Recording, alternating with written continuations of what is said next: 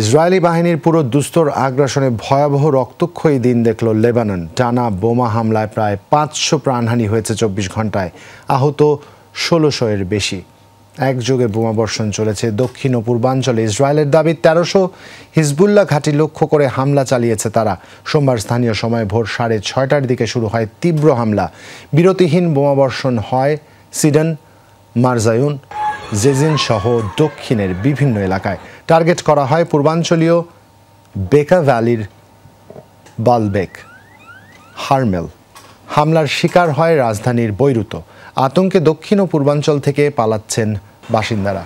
হাসপাতালগুলোয় আহতদের ভিড়। ইসরায়েলের সেনাপ্রধান জানিয়েছেন, লেবাননে হিজবুল্লাহর নেটওয়ার্ক ধ্বংসে অভিযানের পরবর্তী ধাপের প্রস্তুতি শুরু করেছেন তারা। তেল আবিবে হামলার জবাবে ইসরায়েল 2 শতাধিক রকেট ছুড়েছে হিজবুল্লাহ।